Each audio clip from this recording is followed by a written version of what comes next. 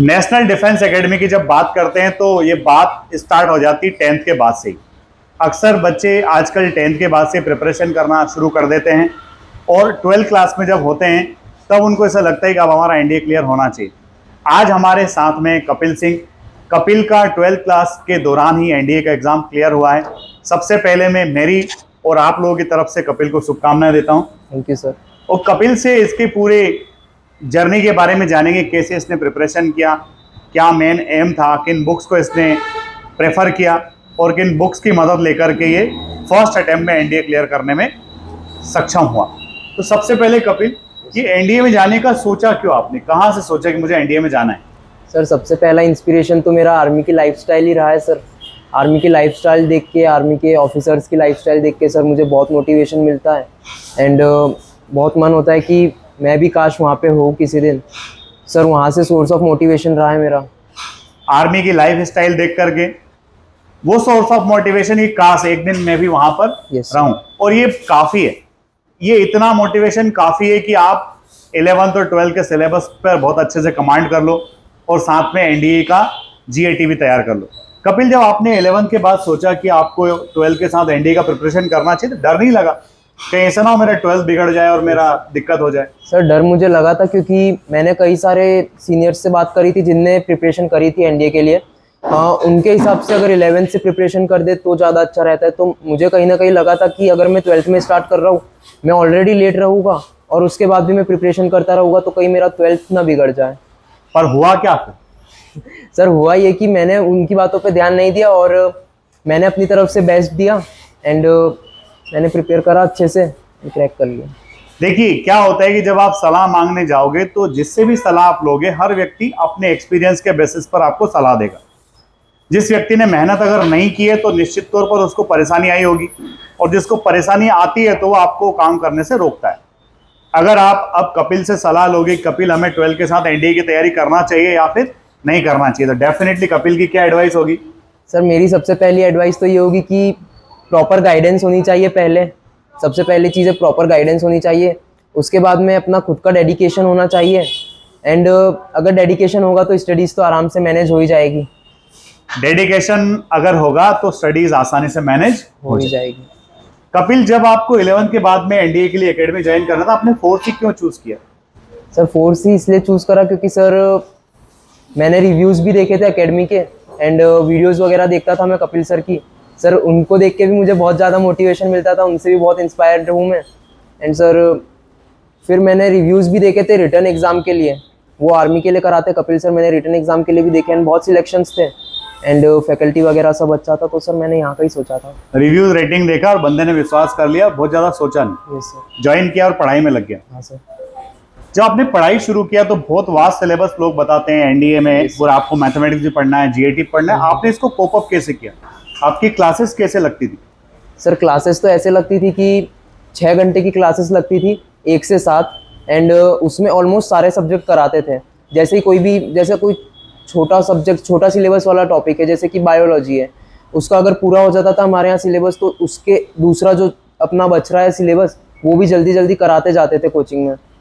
And तो इतने सारे सिलेबस को करने में दिक्कत नहीं आई, तकलीफ नहीं हुई? सर स्टार्टिंग में दिक्कत आई थी एंड मैनेज करने में भी प्रॉब्लम्स आई थी, पर सर मैंने टीचर्स से कंसल्ट करा था एंड उन्होंने अच्छे से गाइड करा। आई एम थैंकफुल कि उनकी गाइडेंस बहुत हेल्पफुल रही। तो टीचर्स कहते क्या थे जब तुम टीचर्स के पास जाते थे कंसल्टेशन के लिए? तो टीचर्स क्या कहते थे?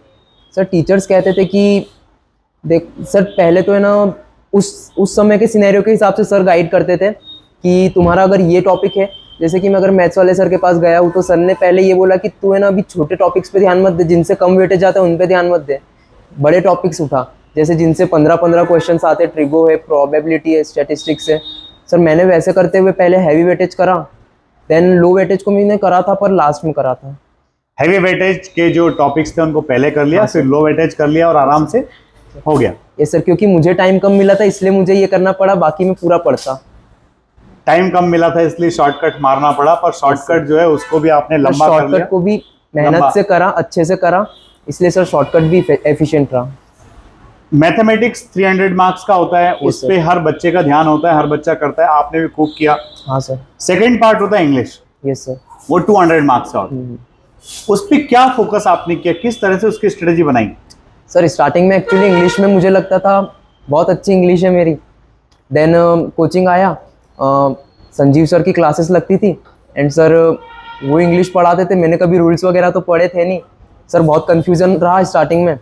बट सर ने अच्छे से गाइड करा था। सर से अगर कुछ भी क्वेश्चन पूछते वो एक बार नहीं 2 बार बता देते थे। एंड रूल्स वगैरह सब अच्छे से समझाए थे उन्होंने, ग्रामर अच्छे से सर ने करा दी थी। वोकैब के लिए जो शीट्स मिली थी इंग्लिश की, उन पे मैंने भरोसा करा था कि इनसे ही आएगा, क्योंकि आपने भी बोला था कि इन शीट से आता ही है। सर मैंने उन पे ट्रस्ट करा और वोकैब वहाँ से हो गया मेरा। एंड प्रीवियस ईयर क्वेश्चंस मैंने लगाए थे उसके बाद इंग्लिश के लिए। वो लग रहे थे? हाँ सर। तो देखिए, शीट का बोला, बंदे ने भरोसा किया, सबसे बड़ी चीज होती है भरोसा करना। Yes sir.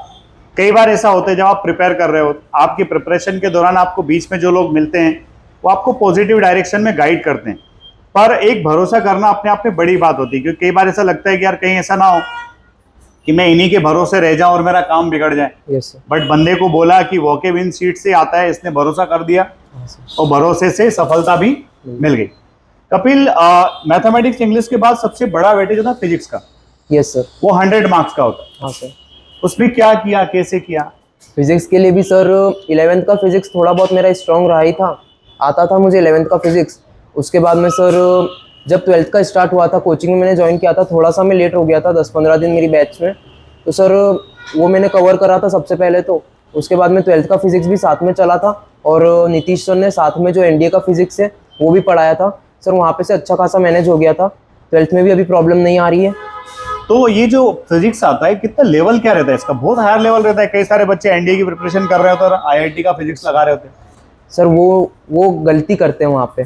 सर एनडीए के फिजिक्स और केमिस्ट्री की बात करें तो सिलेबस बहुत ज़्यादा बाउंडेड है, कई बार जाता ही नहीं है, उसी में से आता जाता है, बार बार कॉन्सेप्ट्स रिपीट होते जाते हैं। एंड न्यूमेरिकल्स तो कुछ ज़्यादा डिफिकल्ट आते नहीं है, डायरेक्ट फार्मूला बेस आते हैं। तो फिजिक्स बहुत ज़्यादा ईजी आता है।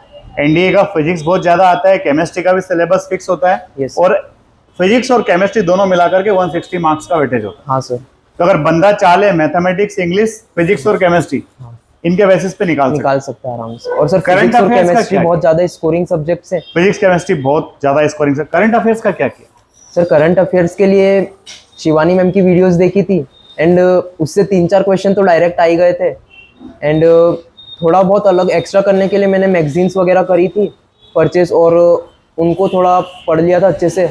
लास्ट 6 मंथ की करंट अफेयर्स पढ़ ली थी उन बुक्स से, और वो पूरा मेरे को ऐसा लग रहा था कि मैंने पढ़ा हुआ है, क्योंकि शिवानी मैम ने क्लासेस में करा रखा था। वो टीचर्स ने करा रखा था, साथ में मैगजीन्स प्रेफर किया। देखो ऐसा होता ही है कि अगर आप किसी पर्टिकुलर स्टैंडर्ड की एग्जाम दे रहे हो तो उस स्टैंडर्ड की आपको बुक्स को प्रेफर करना ही पड़ेगा। आप बिना बुक्स के आगे नहीं जा सकते। आप सिर्फ ऑनलाइन के भरोसे भी नहीं रह सकते। ऑनलाइन से पढ़ो, सीखो, साथ में बुक्स को रेफर करो, देन डेफिनेटली बात बन जाती है। सबसे बड़ा लोचा होता है बच्चों के साथ में, साइंस इंग्लिश सब कुछ कर लेते, गाड़ी आकर के अटक जाती हिस्ट्री, पॉलिटी और ज्योग्राफी पर। Yes sir. History, polity, geography का क्या एक्सपीरियंस रहा? सर उसका एक्सपीरियंस वैसे भी मेरा बहुत ख़राब रहा है, क्योंकि सर टाइम वैसे भी मुझे कम ही मिला था। तो मैंने सोचा था कि मैं जनरल स्टडीज़ वाला जो है हिस्ट्री पॉलिटी उसको लास्ट में करूँगा। एंड मैंने लास्ट में करने का इसलिए सोचा क्योंकि सर मेरा आगे का तो हुआ ही नहीं था। पहले फिजिक्स, केमिस्ट्री एंड मैथ्स वो करा मैंने, उसके बाद में करा था जीएस को लास्ट में उठाया था। एंड जीएस के लिए मैंने जो कोचिंग के नोट्स है वो प्रीफर करे थे। आफ्टर दैट जो महेंद्र सर ने नोट्स बनाए थे ज्योग्राफी के लिए वो करा था, क्योंकि सर उससे बाहर ज्योग्राफी गई नहीं थी। और पॉलिटी की हमारी क्लासेस लगी थी, उसमें पूरा पॉलिटी हो गया था। जीएस का एक्सपीरियंस फिर भी ठीक ही रहा था। तो पहले डर लगता था, पर जब टीचर्स ने जो पढ़ाया उसको किया तो आराम से बन गया। Yes sir. महेंद्र सर ने ज्योग्राफी कराया।